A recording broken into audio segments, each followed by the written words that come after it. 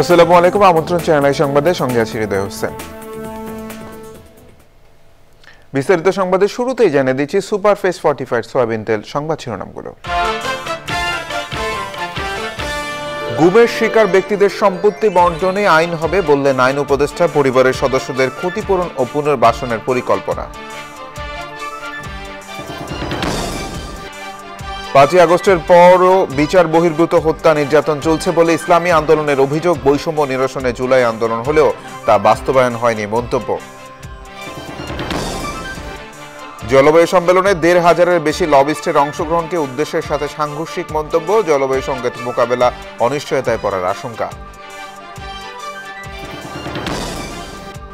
এবং কম খরচ ও অধিক রোগ প্রতিরোধী হওয়ায় জনপ্রিয় খামারে মহিষ পালন না আমিষ ও পুষ্টি চাহিদা পূরণের অনন্য সম্ভাবনাময় খাত।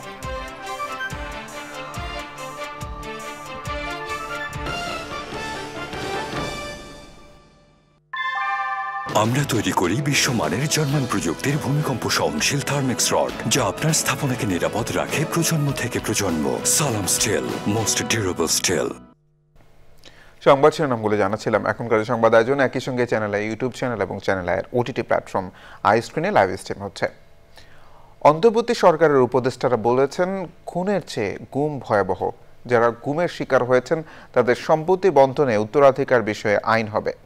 একই সাথে গুমের শিকার পরিবারের সদস্যদের ক্ষতিপূরণ ও পুনর্বাসনের পরিকল্পনা করছে সরকার।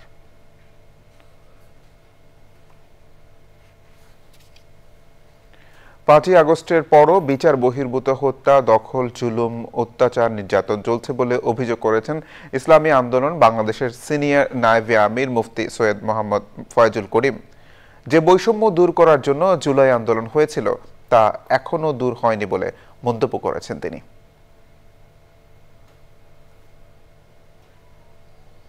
জাতিসংঘ বিশ্ব জলবায়ু সম্মেলনে 1,700 জনের বেশি কয়লা, তেল এবং গ্যাস লবিস্টের অংশ নেয়ার সুযোগ করে দেওয়াকে সম্মেলনের উদ্দেশ্যের সাথে সাংঘর্ষিক বলেছেন জলবায়ু নীতি বিশেষজ্ঞরা। সম্মেলনের উচ্চ পর্যায়ের আলোচনায় উঠে আসে এমন পর্যবেক্ষণ। জীবাশ্ম জ্বালানি বন্ধে জোর আলোচনা ও নানান প্রতিশ্রুতির বিপরীতে এমন প্রবণতা জলবায়ু সংকট মোকাবেলায় সম্মেলনের লক্ষ্যকে সংকটে ফেলতে পারে বলে জানান তারা। অনিশ্চয়তা সত্ত্বেও মানব সভ্যতা ও বাস্তুতন্ত্র রক্ষায় কার্যকর উদ্যোগের আশায় জলবায়ু বিশেষজ্ঞ ও পরিবেশবাদীরা। আজারবাইজানের বাকু থেকে আলিমান রাজের রিপোর্ট।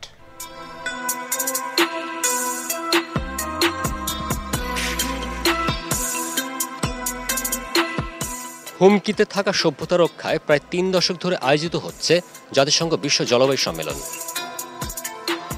দীর্ঘ পদযাত্রায় নানা লক্ষ্যমাত্রা অর্জিত হলেও এবার প্রশ্ন উঠল খোদ সম্মেলনের কার্যকারিতা নিয়ে।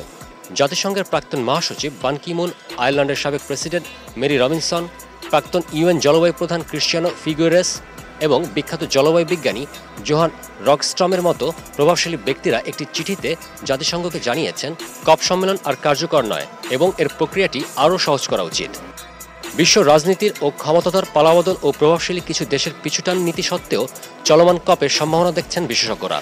রাজনৈতিক সদিচ্ছার পাশাপাশি পরিবেশবান্ধব প্রযুক্তি ও অর্থনীতি বিনির্মাণের বিকল্প নেই বলেও মত তাদের। 198টা দেশের নেগোসিয়েটররা প্রোগ্রাম অনুযায়ী নেগোসিয়েট করছে এবং এই নেগোসিয়েশনে তো প্রত্যেকটা দেশ তাদের স্বার্থ দেখতে চায়, ঘাড়ে বেশি চাপ নিতে চায় না, কিন্তু সবাই চায় যে পুরো প্রসেসটা এগোক। এখন এই পার্টিকুলার কপটাকে আজারবাইজান চেয়েছিল ফাইন্যান্সের ব্যাপারে সিদ্ধান্ত হোক। মজার জিনিস হচ্ছে ফাইন্যান্স বলতে কি কি বুঝায়, তার এলিমেন্টগুলো কি কি, তার ডেফিনেশন পর্যন্ত হয়নি গত 30 বছর।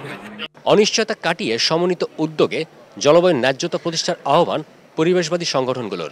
গ্রিন এনার্জির ব্যাপার, গ্রিন ইকোনমির ব্যাপার, বাংলাদেশের প্যাভিলিয়নেও গ্রিন ডিজাস্টার ম্যানেজমেন্ট নিয়ে কথা হয়েছে। এখানে গ্রিন টেকনোলজি যদি আমরা ব্যবহার করতে চাই তাহলে কিন্তু আমাদের ফান্ড লাগবে। আমরা খুবই আশ্চর্য হয়েছি যে 1700-র বেশি লবিস্ট ক্লাইমেট বিশেষজ্ঞরা একটু অন্যভাবে দেখছেন, তারা কিন্তু এটাকে সহজভাবে মেনে নেননি। সবাই একটু ডিসহার্টেন, যে ধরনের আশা ছিল যে এখানে ক্লাইমেট ফাইন্যান্স নিয়ে এবার যেই ডিসিশনগুলো হবে সেগুলো কিন্তু সেভাবে উঠে আসছে না, কারণ ফাইন্যান্সের কথা বলা হচ্ছে কিন্তু ফাইনাল ডিসিশন কিন্তু আসছে না। তো সুতরাং এখানে কিন্তু একটা বটলনেক হয়ে রয়েছে এই ব্যাপারটি। তো আরও বেশ কিছুদিন বাকি রয়েছে এই কনফারেন্সের, সুতরাং সেখানে বোঝা যাবে আসলে আমরা বাকুতে কতটুকু এগোতে পেরেছি এই ক্লাইমেট চেঞ্জ কনফারেন্সে। এদিকে ক্রমবর্ধমান বৈশ্বিক উষ্ণতায় ধুঁকতে থাকা ধরিত্রী ও সভ্যতা রক্ষায় সম্মেলন চত্বরে বিক্ষোভ সহ নানা কর্মসূচি পালন করেছে বিশ্বের বিভিন্ন অঞ্চলের পরিবেশবাদী ব্যক্তি ও সংগঠন।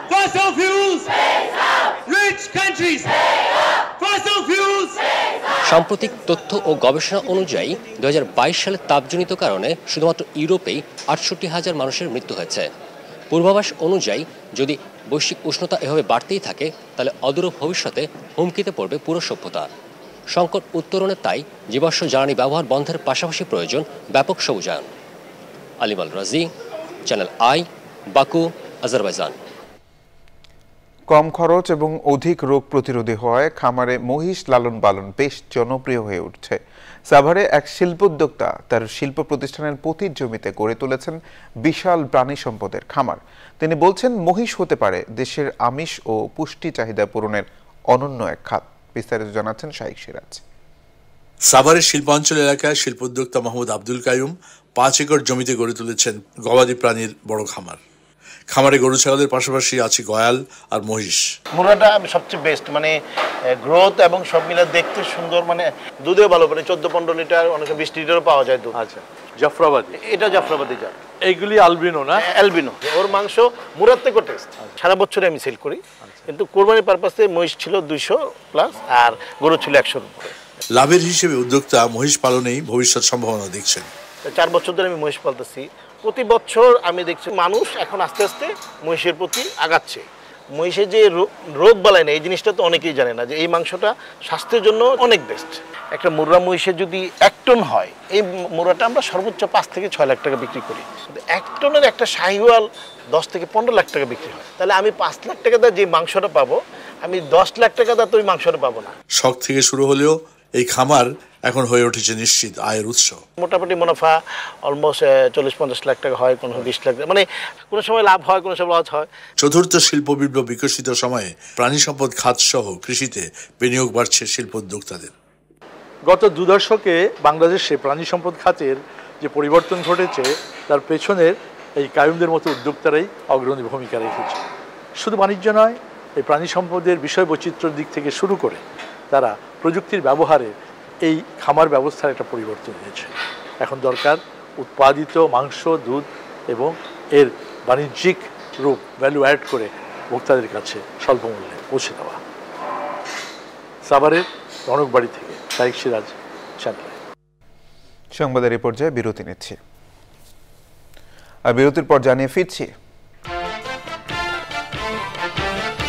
বিতর্কিত ব্যক্তিদের মন্ত্রিসভায় মনোনীত করে সমালোচিত ট্রাম্প দায়িত্ব নেয়ার পর মার্কিন প্রেসিডেন্টের প্রথম কাজ ইউক্রেন রাশিয়া যুদ্ধ বন্ধ করা মন্তব্য।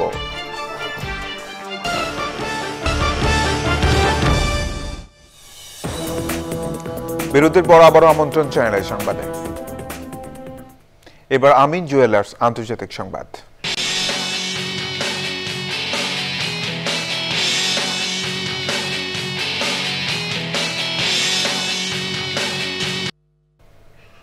মার্কিন প্রশাসনে বিতর্কিতদের নিয়োগে সমালোচনার মুখে পড়েছে নবনির্বাচিত প্রেসিডেন্ট ডোনাল্ড ট্রাম্প। সম্প্রতি তিনি যুক্তরাষ্ট্রের স্বাস্থ্য ও মানব সেবা বিভাগের প্রধান হিসেবে যাকে নিয়োগ দিয়েছেন তিনি বিতর্কিত রাজনীতিক ও ভ্যাকসিনের বিষয়ে সংশয়বাদী বলে সংবাদ প্রকাশ করেছে আল জাজিরা। এছাড়াও নবনির্বাচিত প্রেসিডেন্ট ট্রাম্প তার নতুন প্রশাসনে বিভিন্ন শীর্ষ পদে যাদের বেছে নিয়েছেন তাদের মধ্যে কয়েকজনকে নিয়েও রয়েছে বিতর্ক। এর মধ্যে অ্যাটর্নি জেনারেল হিসেবে নিয়োগ পেতে যাওয়া ম্যাট গেটসের বিরুদ্ধে রয়েছে যৌন নিপীড়নের অভিযোগ। ট্রাম্প ব্যক্তিগত 2 আইনজীবীকে ডেপুটি অ্যাটর্নি জেনারেল হিসেবে নিয়োগ দেওয়ার কথাও জানিয়েছেন। এদিকে শত বিতর্ক আর আলোচনার মধ্যেও ট্রাম্প জানুয়ারি মাসে দায়িত্ব গ্রহণের পর রাশিয়া ইউক্রেন যুদ্ধ বন্ধ করা তার প্রথম কাজ হবে বলে মন্তব্য করেছেন। এবার এক্সিম ব্যাংক বাণিজ্য সংবাদ।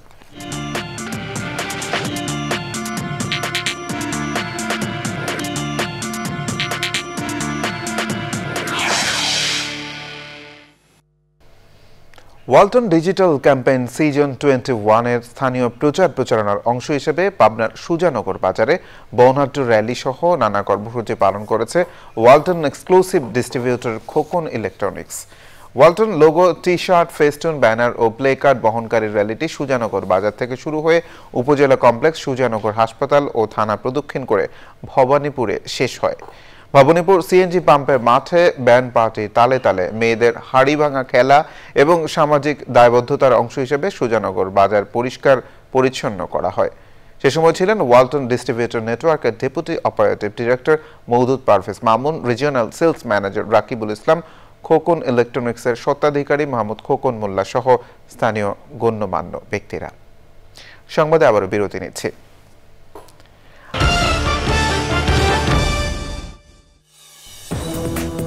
বিরতির পর আবারও আমন্ত্রণ চ্যানেল সংবাদে। এবার খেলার খবর। সংবাদ শেষ করব সবশেষে সুপারফেস ফর্টিফায়ার সয়াবিন তেল। সংবাদ শিরোনামগুলো জানিয়ে দিচ্ছি আরো একবার। গুমের শিকার ব্যক্তিদের সম্পত্তি বণ্টনে আইন হবে বললেন আইন উপদেষ্টা। পরিবারের সদস্যদের ক্ষতিপূরণ ও পুনর্বাসনের পরিকল্পনা।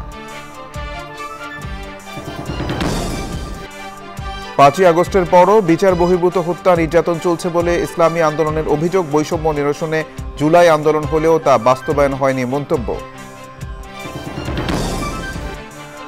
জলবায়ু সম্মেলনে 1,500-এর বেশি লবিস্টের অংশগ্রহণকে উদ্দেশ্যের সাথে সাংঘর্ষিক মন্তব্য। জলবায়ু সংকট মোকাবেলায় অনিশ্চয়তায় পড়ার আশঙ্কা।